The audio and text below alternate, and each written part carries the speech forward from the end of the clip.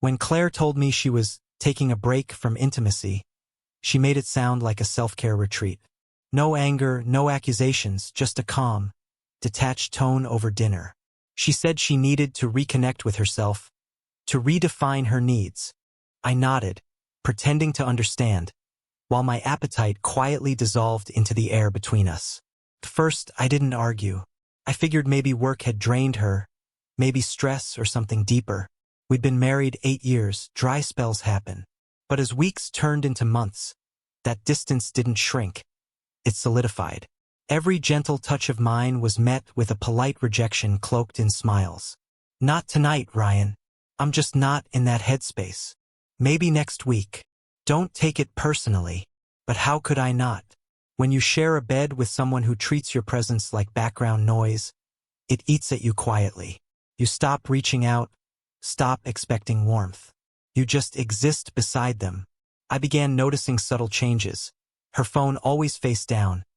New passwords on her laptop. New perfume she'd never worn around me. Still, I told myself not to jump to conclusions. Paranoia ruins relationships faster than truth ever could. I tried to reconnect differently, movie nights, weekend getaways, even cooking her favorite meals. But each time, her eyes stayed on her phone or the television, not on me. One night, as she brushed past me in the hallway, I said softly, "Claire, are we okay?" She stopped for a moment, hands still on her phone, then sighed. "Ryan, it's not you. I just don't feel desire lately. For anyone. Anyone." That word echoed too cleanly, too rehearsed. So I gave her space. I smiled when she smiled, laughed when she pretended to laugh. But inside, I started collecting details. The scent of unfamiliar cologne when she came home late, the hushed calls she took on the balcony, the way she typed with a smirk at 2 a.m. I wasn't angry. Not yet. I was studying. 2 months later, something shifted. She began humming again, dressing up more, wearing that same soft red lipstick she'd once saved for our anniversaries. But none of that was for me. I could tell. I was invisible background music to her new rhythm. Then came the night that changed everything. She said she'd be working late, that the firm was finalizing a major client deal. I nodded, kissed her cheek, and wished her luck. But an hour later, her car's GPS, synced with our shared app, pinged from a location 30 minutes away. Not her office. A quiet suburban address I didn't recognize. I drove there, slowly, heart pounding, not from rage but from anticipation. What I found wasn't what I expected. There was her car, parked outside a modest white townhouse. The lights inside flickered. A man's shadow moved across the curtains. Then hers. I didn't storm in. I didn't shout or break anything. Instead, I quietly left. Because sometimes silence cuts deeper than confrontation. That night, I sat alone in our kitchen, her untouched dinner plate still on the table. I scrolled through our old photos, the beach trip, the late-night movies, the vows we made under fairy lights. I couldn't even recognize those faces anymore. The next morning, she came home wearing the same dress, her hair slightly tousled, eyes heavy but not guilty. She smiled faintly. "Morning." I smiled back. "Morning. Long night at work." She froze for a second, then forced a laugh. "You know how it is." I didn't answer. Instead, I reached into the drawer beside me and pulled out a small envelope. Her face drained when I placed it in front of her. Inside were photos, clear, time-stamped, undeniable. But they weren't taken by me. She didn't touch the envelope at first, just stared at it like it might vanish if she stayed still long enough. When she finally opened it, her hands trembled. The photos were ordinary in composition. Parking lot shots, 2 figures standing too close, her leaning into a man's shoulder outside that same white townhouse. Her voice cracked. "Ryan, what is this?" "Evidence," I said quietly.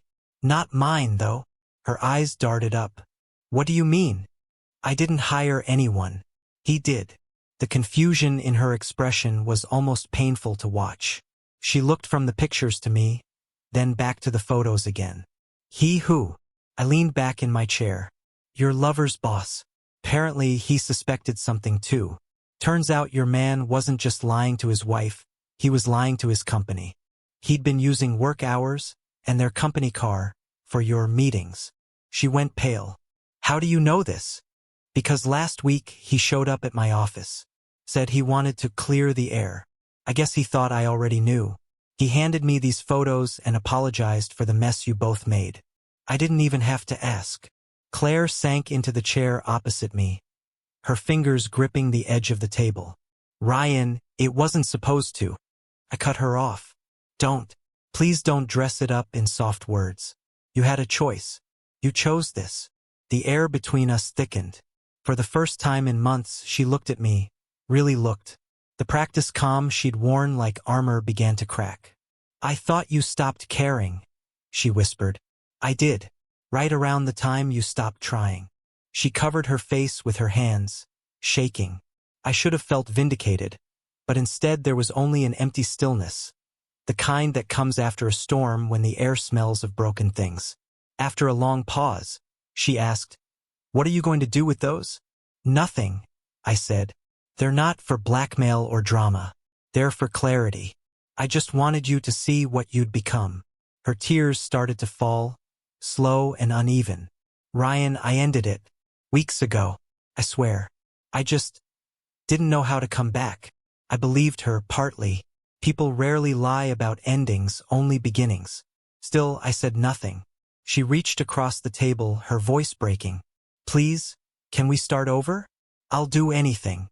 I almost laughed at the irony. Months of rejection, silence, humiliation. And now, when her secret life collapsed, suddenly she remembered what she wanted. "Claire," I said softly, "you went on strike long before this affair. Not just intimacy, everything. Emotion, effort, honesty. You shut me out, and I stopped knocking." She tried to speak, but words failed her. "I'm not angry anymore," I continued. "I just don't feel the same man you married exists anymore. You killed him slowly, one excuse at a time." She wiped her eyes, whispering, "Please, don't leave." "I'm not leaving," I replied. "You are." She looked confused until I nodded toward the suitcases by the door. "I packed your things this morning. I figured honesty should have a clean exit." Her lips parted in disbelief. "You can't just." "I can," I said, standing. "You made your choice. I'm just returning the favor." For a long time, neither of us spoke. She gathered her bags silently, her shoulders trembling. At the doorway, she turned once more, eyes red and swollen. "Is there really no way back?" I paused, considering. "You wanted space, Claire. I'm just giving it to you, permanently." The door closed softly behind her, and with it, the echo of a marriage that had already ended long before that morning. That night, I didn't feel triumphant, just lighter. Freedom doesn't always roar. Sometimes it whispers through an empty house. A week later, she texted me, "I made a mistake. Can we talk?" I stared at the screen for a while, then typed back, "You were on strike, remember? I just respected your boundaries." No reply came. The next morning, I walked into the same kitchen, sunlight flooding the counter where she used to sit scrolling through her phone. For the first time in months, the silence didn't sting. Felt peaceful, like closure. Because sometimes, the real revelation isn't about exposing someone's betrayal. It's realizing your worth was never meant to be negotiated.